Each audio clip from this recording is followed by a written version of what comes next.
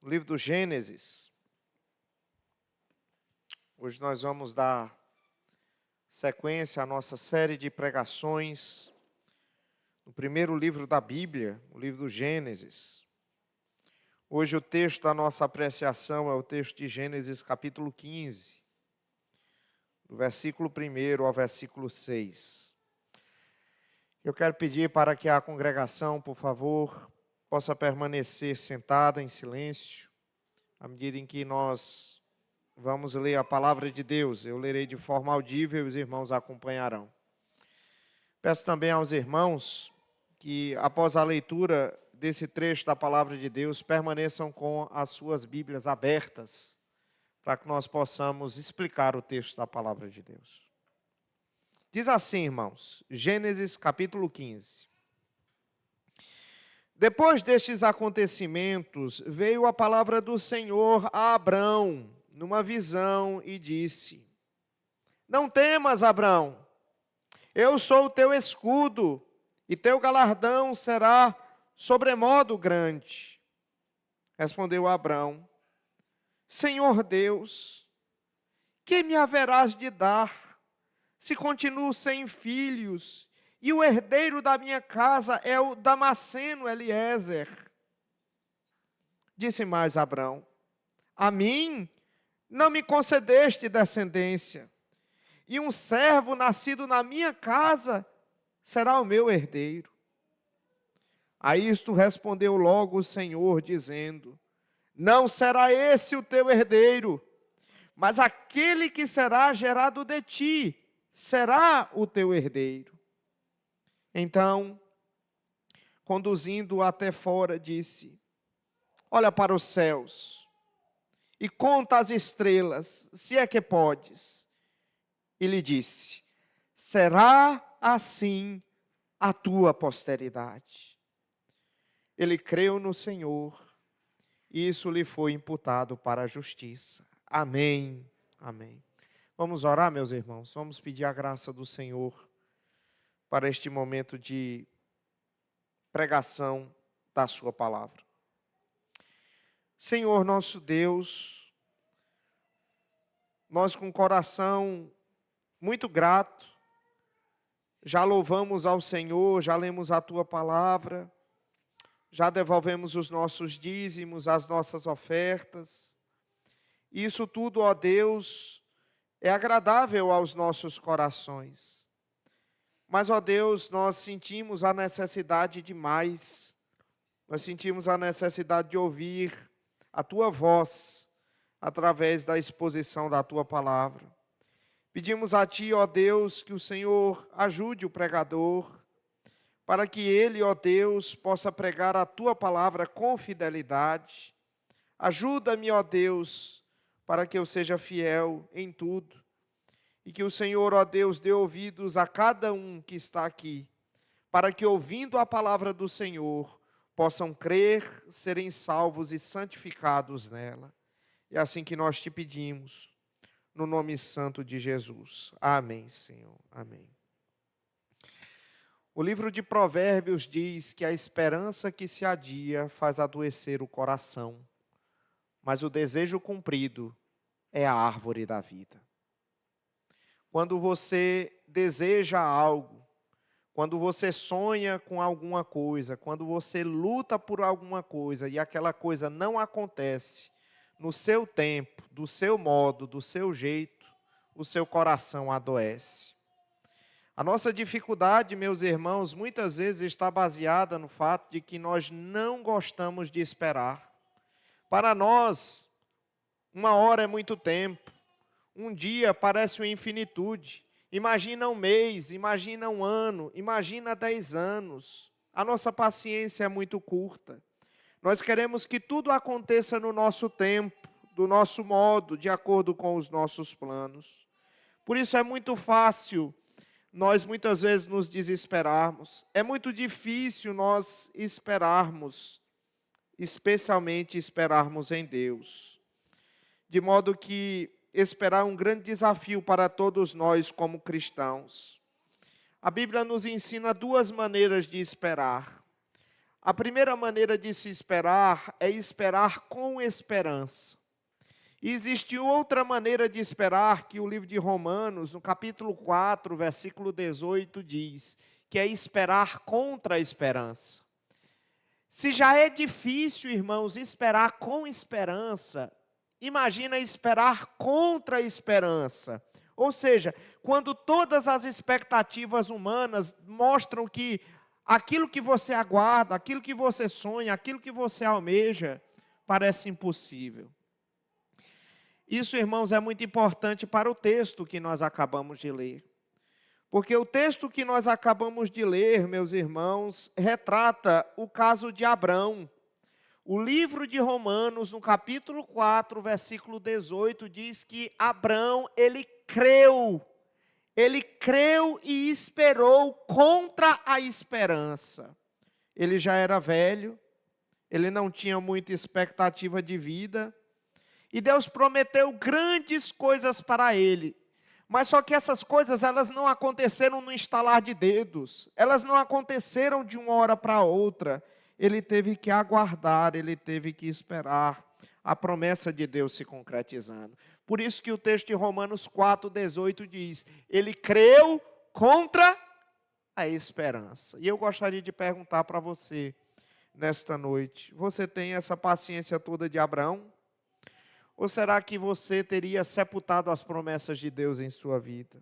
Abraão, ele esperou contra a esperança. O meu objetivo, irmãos, nessa noite, é ler esse texto da palavra com os irmãos. E à medida em que nós lermos esse texto da palavra de Deus, nós possamos explicar esse texto, a fim de que a sua fé no Senhor seja renovada. E a sua confiança para os planos e projetos de Deus em sua vida, conforme estão aqui escritos na sua palavra, elas possam então encontrar guarida no seu coração e você tenha paciência, de modo que você possa ir para a sua casa, mesmo com circunstâncias adversas, crendo que o Senhor é poderoso para fazer infinitamente mais do que tudo quanto pedimos ou pensamos, conforme o seu poder opera em nós. Vamos então iniciar a exposição da palavra de Deus. Volte os olhos, por favor, para o versículo de número 1. O versículo de número 1, ele começa dizendo assim: depois destes acontecimentos. Irmãos, aqui essa frase, ela foi colocada para nos situar historicamente.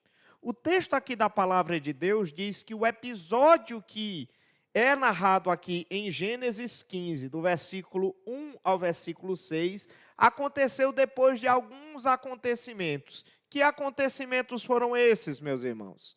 Os acontecimentos do capítulo 14, que nós pregamos na semana passada. Os irmãos lembram que lá no capítulo 14, Abrão, ele derrotou 4 poderosos reis mesopotâmicos, carregando para si e levando para si uma grande prosperidade, um grande espólio, muitos bens, muitos animais, muitos alimentos, e ele está voltando então para casa. E antes dele chegar em casa, a Bíblia diz que ele encontra no Vale dos Reis 2 reis, o rei de Salém, chamado Melquisedeque, e um outro rei, o rei de Sodoma, que tem atitudes totalmente diferentes para com Abrão. Enquanto o rei de Salém, que futuramente será chamada de Jerusalém, ele abençoa a Abrão e Abrão devolve o dízimo a ele, o rei de Sodoma chega para ele com exigências e diz assim: dá-me as pessoas e fica com tudo o restante. E Abrão, ele levanta as mãos para os céus e diz assim: eu não quero um centavo seu, Deus me livre de ficar com um cadastro daquilo que é seu, porque eu não quero que você diga para ninguém que eu enriqueci por sua causa. Abrão, ele cria, irmãos, que Deus era poderoso para fazê-lo próspero. Abrão cria que Deus iria lhe dar a terra da promessa. E não seria, portanto, os bens de Sodoma, aquela cidade pecadora, aquela cidade iníqua, que iria enriquecer Abrão. Abrão, ele estava mais preocupado com a glória de Deus do que com a sua pobreza. Portanto, Abrão ele devolve tudo para o rei de Sodoma e o dízimo para o rei de Salém. Pois bem, depois desses acontecimentos, lá do capítulo 14, diz aqui o texto da palavra de Deus que o episódio aqui narrado no capítulo 15 acontece. Então, Abrão, ele volta para a sua casa sem um centavo no bolso. Ele saiu de uma batalha muito rico, muito próspero, mas ele volta agora sem um centavo no bolso. E é nesse contexto, portanto, que Deus ele vai se revelar novamente ao patriarca. Vamos lá, irmãos, vamos ler o versículo 1. Leia comigo, por favor. Depois destes acontecimentos, o que foi que aconteceu? Veio a palavra do Senhor a Abrão numa visão e disse: Não temas, Abrão, eu sou o teu escudo e o teu galardão será sobremodo grande. Muito bem, meus irmãos. Aqui nós temos, irmãos, o registro da quarta revelação de Deus para Abrão. Os irmãos lembram que Deus já havia se revelado a Abrão outras 3 vezes. E aqui nós temos a quarta revelação de Deus a Abrão. Nessa revelação, o Senhor Deus ele vai encorajar a Abrão. Nessa revelação, o Senhor Deus ele vai reforçar as promessas que ele havia feito outrora a Abrão. E de acordo com o texto aqui do versículo 1, o meio que Deus usou para se revelar com Abrão foi qual? Diz aí o texto que Deus falou com Abrão por intermédio de uma visão. Como era isso, irmãos? Deus ele se revelou por intermédio de uma visão. Essa visão, ela atinge a faculdade visual do profeta. E o profeta, ele começa a enxergar coisas que as outras pessoas não conseguiam enxergar.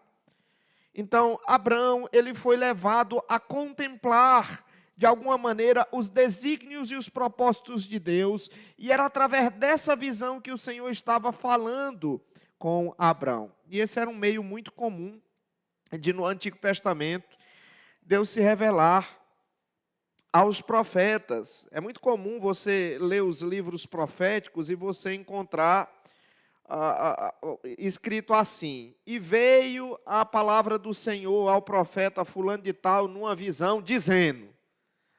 Não é muito comum assim? Pois bem, então aqui o texto está dizendo que aquilo que era comum entre os profetas é comum também aqui, ou pelo menos está acontecendo aqui na vida de Abrão. É por isso que posteriormente o próprio livro de Gênesis vai chamar Abrão de profeta, porque Deus fala com ele e Deus também ele dá visões para Abrão. Muito bem. Nesta visão, Deus deu a Abrão 3 declarações. A primeira delas, veja aí no versículo 1, é a seguinte: não temas. Abrão, não temas. Essa é uma palavra de encorajamento, irmãos. Essa é uma palavra de consolo, que para Abrão era muito importante, porque ele havia acabado de derrotar 4 reis poderosíssimos. E era muito possível que esses reis poderosos, com sede de vingança, quisessem voltar. Quem sabe esses 4 reis poderiam armar um exército muito maior e viessem para derrotar Abrão, mostrando que de fato quem era mais poderoso do que o próprio Abrão. E então Abrão ele poderia estar com medo, e é muito possível que ele estava com medo. E aí Deus chega para ele e diz assim: Abrão, não temas. A segunda coisa que Deus diz, a segunda declaração que Deus dá para Abrão nessa revelação é a seguinte, de acordo com o versículo 1. Eu sou o teu escudo. Isso está intimamente ligado com a primeira declaração. Abrão, não temas. A segunda declaração, eu sou o teu escudo. Por que Abrão ele não deveria temer? Porque o Senhor Deus iria protegê-lo. E a figura de linguagem aqui utilizada é a figura de um escudo. Os irmãos sabem que os escudos são objetos que são utilizados por soldados, por guerreiros, para se proteger de flechas, de lanchas, de dardos, de espadas, de pedras. Então, era um instrumento muito poderoso. E o Senhor era justamente esse que iria proteger a Abrão de todos os seus inimigos, de todas as possíveis ameaças que Abrão pudesse passar naquele momento tão difícil. Essa é a segunda declaração. A terceira declaração, para nós, é a mais importante nesse contexto da revelação. Deus diz assim, qual é a terceira declaração, irmãos? O teu galardão será sobremodo grande. A gente fala muito de galardão, irmãos. Mas o que é galardão? Galardão é recompensa. Deus está dizendo assim para Abrão: Abrão, a tua recompensa será grande. Por que a recompensa de Abrão vai ser grande?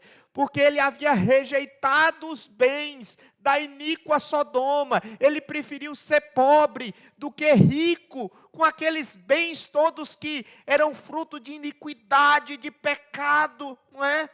Então Deus, ele estava dando aqui uma promessa para Abrão, que ele seria muito próspero. E essa prosperidade viria de onde, irmãos? Viria, logicamente, da bênção de que Deus iria dar para ele aquela terra, a terra de Canaã. Então era um consolo.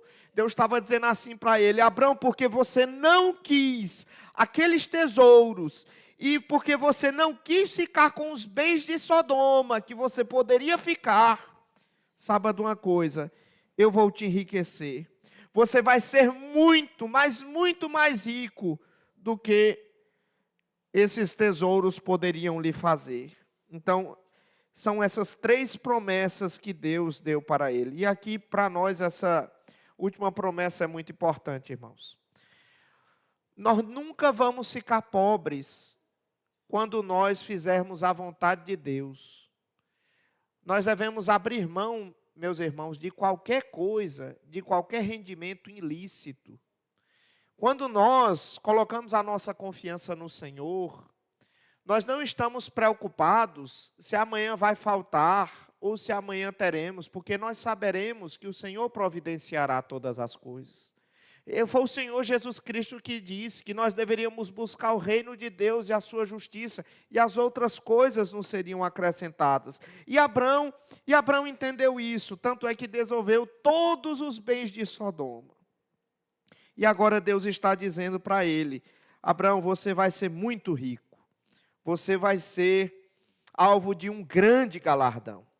Qual foi a resposta de Abrão a essas promessas? Veja só versículo 2. Veja como foi que ele reagiu. Leia comigo, por favor. Diz assim o texto: Respondeu Abrão: Senhor Deus, que me haverás de dar se continuo sem filhos? E o herdeiro da minha casa é o Damasceno Eliezer. Disse mais Abrão: A mim não me concedeste descendência, e um servo nascido na minha casa será o meu herdeiro. Veja só, aqui, meus irmãos, Abrão, ele em vez de agradecer a Deus, dizendo assim: Senhor, muito obrigado por essa promessa, muito obrigado por aquilo que o Senhor está garantindo para mim. Diz aqui o texto, irmãos, que Abrão, ele se queixou a Deus. Na verdade, não é bem uma queixa. Na verdade, aqui, Abrão, ele está fazendo uma expressão, ou está expressando as suas dúvidas. Ele está questionando a Deus. E naquele momento que Deus fez aquela promessa para Abrão, ele achou que aquela ocasião era a ocasião oportuna para que ele pudesse expressar as suas dúvidas, as suas angústias, e por que não os seus temores ao Senhor. Essa é uma atitude, por sinal, que era muito comum entre o salmista. As nossas orações, irmãos, elas são muito formais. A gente fala muitas vezes com uma formalidade muito grande. Mas quando você vai ler o livro dos Salmos, e você vê essa oração, inclusive, de Abrão, você vai perceber que existe uma liberdade muito grande de se falar, porque existe uma comunhão muito íntima entre Abrão e o Senhor, e entre os salmistas e o Senhor. Então, aqui Abrão, ele vai interrogar a Deus. Isso não é errado, irmãos. Isso não é pecado. Sabe o que é pecado? Pecado é a gente murmurar contra Deus. Pecado, meus irmãos, é quando a gente vai ficar se queixando da providência de Deus e a gente nunca ora a Deus pedindo para que Deus nos explique, nos ensine aquilo que é a sua vontade para a nossa vida. Então, se você está num momento como esse que Abraão viveu, um momento de dúvidas, um momento de questões, você deve levar seus questionamentos a Deus. Visite o trono da graça. Você pode abrir o seu coração diante do Senhor. Quando você tem dúvidas, quando você tem questionamentos, a solução não é você ficar se maldizendo ou num desespero silencioso e nem muito menos virar as costas para Deus. O que é que você tem que fazer? Você tem que visitar o trono da graça de Deus e você abrir o coração para Deus. E foi exatamente isso que Abraão fez. Qual era a dúvida de Abraão? De acordo com o versículo 2 e com o versículo 3, a dúvida de Abraão dizia respeito à utilidade daquela promessa de Deus, especialmente a última promessa, dele ter um grande galardão. A dúvida de Abraão é o seguinte: Senhor, para que é que o Senhor está me prometendo ser muito rico, ser muito próspero? Se tudo aquilo que o Senhor está prometendo para mim, quem vai herdar vai ser o Damasceno Eliezer, vai ser um escravo meu, vai ser um servo meu. Do que adianta eu ter todas essas coisas se eu não tenho um filho que vai desfrutar disso tudo? Quem vai herdar é uma pessoa estranha ao meu sangue. Do que adianta, Senhor? Você entendeu? Olha, irmãos, essa questão de filhos é uma questão assim muito dolorosa na vida de muitas pessoas. E na vida de Abraão não era diferente. Eu acho que era mais acentuada porque era por intermédio de Abraão que a descendência da aliança, o povo do pacto, ele iria se desenvolver. Quando você chega no Novo Testamento, a descendência de Abraão é justamente aquela que vai dar em Jesus Cristo. Então Abraão, ele tinha muitas expectativas, ele queria muito aquilo tudo. E ele agora está questionando Deus: Senhor, para que isso tudo, se eu nem filho tenho? Aí ele cita aqui o caso de um servo dele. Qual é o nome do servo? Eliezer. Essa é a única vez que Eliezer é citado no livro do Gênesis. Posteriormente, ele vai ser alvo aqui de uma das narrativas, quando ele vai ser mandado por Abraão para buscar uma esposa para o seu filho, mas aqui ele está sendo citado pelo nome, não é? Ele provavelmente é da cidade de Damasco, por isso diz aí que ele é damasceno. Provavelmente quando Abraão ele saiu lá de Ur dos Caldeus e foi para Harã, provavelmente ele acabou pegando Eliezer como seu servo, comprando-o como escravo, e depois ele desceu para a terra de Canaã. E foi ao longo desse período, muito provavelmente, que Eliezer se tornou muito próximo da família. E havia um costume daquela época, que é o seguinte: se você não tem filhos, e você tem uma grande herança para dar, você poderá adotar um dos seus escravos para dar a sua herança para aquele escravo. E é isso que Abraão está contemplando aqui. Ele está contemplando que, quando ele morrer, aquilo ficaria tudo para o seu servo Eliezer. E essa era uma grande tristeza para ele. Embora Eliezer fosse querido, embora Eliezer fosse uma pessoa que ele gostasse bastante, não era o filho dele. Como é que Deus vai responder isso tudo? Veja só, versículo 4. No versículo 4 e no versículo 5, Deus vai dar essa resposta para a dúvida de Abraão. São 3 declarações que Deus vai dar. Nós vamos ver uma por uma. Veja a primeira declaração no versículo 4. Leia comigo. A isto respondeu logo o Senhor, dizendo: não será esse o teu herdeiro. Veja só, a descendência de Abraão, ela não viria por intermédio da adoção. Por mais que seja uma descendência legítima, a descendência da adoção, a descendência de Abraão não seria essa. seria uma descendência de outra forma. Então, Deus aqui, irmãos, Ele está restringindo a promessa dEle. Porque Ele já havia dito que daria um herdeiro a Abraão. Havia de dar uma descendência a Abraão. Mas essa descendência poderia ser natural ou poderia ser adotiva.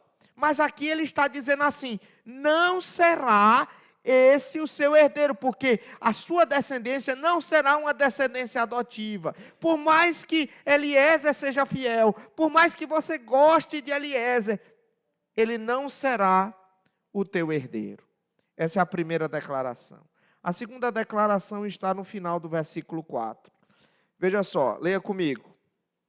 Mas aquele que será gerado de ti será o teu herdeiro. Ou seja, Deus está dizendo para Abraão que o herdeiro dele será um filho natural, não um filho adotivo. E esse é o ponto da promessa que Deus esclarece aqui, irmãos, porque Deus não havia ainda revelado a Abraão essas coisas. Contudo, agora Deus deixa claro que ele vai fazer um milagre, porque Abraão era velho. Abraão ele estava aqui nas proximidades dos 100 anos de idade. A esposa dele também é idosa. Ela era estéril, e Deus está dizendo, eu vou fazer um milagre, e aquele que está vindo, no texto hebraico, literalmente é assim, aquele que sairá das tuas entranhas, da tua semente, esse sim será o teu descendente. Então essa é a segunda declaração. A terceira declaração está no verso 5, leia comigo, verso 5. Então, conduziu até fora, então perceba que aqui, perceba que essa visão aconteceu aonde? Dentro da tenda de Abraão, porque ele aqui está dizendo assim, ele conduziu para fora, o Senhor conduziu Abraão para fora. E disse o quê? Olha para os céus. Então, essa visão, a princípio, aconteceu dentro da tenda e à noite. Então, Deus está tirando Abraão da tenda e mandando ele olhar para os céus. E dizendo assim, conta as estrelas, se é que podes. E lhe disse, será assim a tua posteridade. Então a ordem de Deus para Abraão é a seguinte, Abraão, olha para o céu e começa a contar, se é que você pode. Nenhum de nós consegue contar, irmãos, as estrelas do céu. E eu fico imaginando, irmãos, naquela época, com menos poluição que nós temos hoje, e aqui na cidade você tem muita luz, e você sabe que a luz acaba de alguma maneira impedindo da gente enxergar bem o céu. Eu fui já, quando era criança eu ia muito para a zona rural, para o interior, e eu ficava impressionado quando eu ia para o interior, eu via mais estrelas no interior do que na cidade. E eu fico imaginando naquela época, então Deus, ele diz assim, Abraão, contempla essas estrelas todas e tenta contá-las, pois eu estou garantindo a você que assim será a tua descendência. Aqui, meus irmãos, é aquilo que a gente chama de comparação hiperbólica. Deus está fazendo aqui para Abraão um exagero, digamos assim, dizendo, olha, você terá uma multidão incontável de descendentes. Ele já tinha feito isso uma outra vez, lá em Gênesis no capítulo 13. Você lembra que Deus havia prometido lá em Gênesis no capítulo 13 a Abraão que a descendência dele seria tão numerosa quanto os grãos de areia. E nenhum de nós, irmãos, consegue contar os grãos de areia. E assim seria, portanto, a descendência, a posteridade de Abraão. E o texto conclui, irmãos, essa é a parte mais linda de todas, dizendo no versículo 6, dizendo assim, ele, ou seja, Abraão, creu em quem? No Senhor. Ou seja, Abraão, ele confiou no que Deus havia dito. Ele confiou naquilo que Deus havia mostrado. Antes ele tinha dúvida, antes ele tinha questões, antes ele tinha algumas coisas ainda para compreender, mas agora ele estava em paz. Agora ele estava confiante diante daquilo que Deus havia lhe respondido. Ele confiou no Senhor e ele descansou no Senhor. Agora ele está em paz. E aí no final do versículo 6, Moisés, que escreveu esse livro, ele faz um comentário especial. Ele diz assim: isso, ou seja, a fé de Abrão, e isso lhe foi imputado, ou seja, considerado, contado para a justiça. O texto aqui está afirmando, irmãos, que Deus, ele considerou, ele tratou Abraão como um justo. É evidente, irmãos, que Abrão, ele é pecador. Nós ainda vamos continuar lendo e pregando o livro de Gênesis nos próximos domingos. E você vai perceber que Abrão, ele comete muitas faltas ainda durante a sua vida. Mas o texto está dizendo aqui que mesmo assim Deus o considera e vai tratá-lo como um justo, com base em quê? Na sua fé. Esta é a doutrina, irmãos, que nós chamamos de justificação pela fé. Então, essa não é uma doutrina apenas do Novo Testamento. Não foi uma doutrina que surgiu no Novo Testamento, que Paulo inventou. Não, essa doutrina já está presente, pelo menos de maneira seminal, aqui no livro do Gênesis, Moisés escrevendo. E ela serviu de alicerce, portanto, para Paulo, para depois ele escrever e tratar sobre a maneira como alguém podia ser justificado de seus pecados diante de Deus. De que maneira? Diz aqui que você pode ser justificado pelos seus pecados, não por intermédio da sua conduta. Você não pode ser justificado não por algo que você consiga ou porque você alcança. Diz aqui o texto que você consegue ser justificado quando Deus atribui justiça a você. A justiça é atribuída por Deus mediante a fé em Cristo Jesus. Então, se você está nessa noite aqui, deixa eu dizer uma coisa para você. A Bíblia diz que você é pecador e que um dia você vai comparecer diante do trono de Deus para ser julgado, cada um de nós de acordo com as suas obras. E a menos que você seja justificado por Cristo Jesus, você vai ser condenado. Essa é a razão porque você precisa ter fé verdadeira. A fé verdadeira, ela é demonstrada não apenas no mero assentimento intelectual de que Jesus Cristo existiu. Os demônios, eles creem desse jeito e até tremem. A fé verdadeira, ela é demonstrada quando você ama a Cristo e serve a Cristo. E a pergunta que fica nessa noite é: você tem a fé verdadeira? Porque foi esse comentário aqui de Moisés, e ele creu no Senhor, e isso foi-lhe imputado para a justiça, que fez os autores do Novo Testamento, especialmente o apóstolo Paulo, na Epístola aos Romanos e na Epístola aos Gálatas, desenvolver essa doutrina tão fantástica. E foi também essa doutrina que os reformadores descobriram, Lutero, Calvino e tantos outros. Eles entenderam que a Igreja Católica Romana, ela estava profundamente errada. E lá no século XVI, eles disseram: não, a pessoa não pode ser justificada por obras, ela não pode ser justificada por conta de penitência, de confissões, ou até mesmo por intermédio de indulgências. A pessoa, ela é justificada única e exclusivamente pela sua fé no Senhor Jesus Cristo. E é dessa maneira que o Senhor imputa justiça a alguém. Então, não duvide, você que se acha uma pessoa boa demais, porque você dá esmola para alguém, porque você não fala da vida de outra pessoa, não duvide, você é pecador do mesmo jeito, você pecou, você tem uma dívida com Deus, no dia do julgamento você vai ser condenado, a menos que se você refugie em Cristo.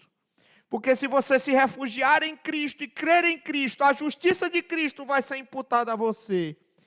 E no dia do julgamento, Deus vai dizer assim: você está declarado justo, com base nos méritos de Jesus.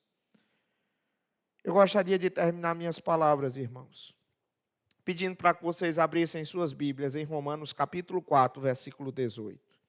Que foi o texto que foi citado no início da pregação. Leia, por favor, comigo, Romanos, capítulo 4, versículo 18. Os irmãos encontraram? Vamos ler juntos? Abrão, esperando contra a esperança, creu para vir a ser pai de muitas nações, segundo lhe fora dito. Assim será a tua descendência. Aqui, irmãos, esse texto, ele está baseado no texto de Gênesis 15, que foi pregado nesta noite. E a frase que nos chama a atenção, qual é? Essa aí, ó. Abraão, ele esperou contra a esperança. Irmãos, Deus fez promessas maravilhosas para Abraão. E dentre essas promessas que Deus fez a Abraão, estava a promessa de um descendente, de uma posteridade. E a Bíblia conta que Deus fez essa promessa para Abraão quando ele tinha 75 anos de idade. Você sabe quanto tempo Abraão ele teve que esperar para que essa promessa se cumprisse? Ele teve que esperar 25 anos. Não foram 25 dias. Foram 25 anos. Até que um dia a menstruação de Sara não veio. E aquele era o sinal de Deus. Ele esperou 25 anos para que a promessa de Deus se cumprisse. Você tem essa paciência toda? Ou será que você, de fato, já teria sepultado essa promessa? A Bíblia diz que Abraão, ele esperou contra a esperança. Quem sabe seja esse o seu grande problema hoje. Sabe qual é o seu grande problema? Você não consegue esperar pelo cumprimento da promessa de Deus em sua vida. Passa um mês, passa um ano, passa 5 anos, 10 anos, e você se pergunta: Senhor, onde está o cumprimento da sua palavra? Onde está o teu milagre na minha vida? Onde está a atuação na minha família? Abraão, ele creu e ele esperou contra a esperança. Então entenda uma coisa: nunca é tarde demais para Deus cumprir as promessas da sua palavra na sua vida. Existe um ditado que diz assim: a esperança é a última que morre. Mas se você crê no Deus de Abraão, a sua esperança nunca morre. Você deve nessa noite fazer como o salmista disse: volte-se para o Senhor e diga para a sua alma: espere em Deus, pois ainda o louvarei. Vamos orar. Senhor nosso Deus, nós queremos nessa noite, Senhor, pedir que o Senhor renove a nossa fé, para que nós venhamos, ó Deus, a não duvidar da Tua palavra, das Tuas promessas. E que em nome de Jesus o Senhor nos dê paciência, para que mesmo crendo contra a esperança, nós não venhamos a ter os nossos corações, ó Deus, desfalecidos. Ajuda-nos, ó Deus, a esperar no Senhor, pois o Senhor é poderoso para fazer muito mais do que imaginamos. Ó Deus, essa é a nossa oração no nome de Jesus. Amém, Senhor. Amém.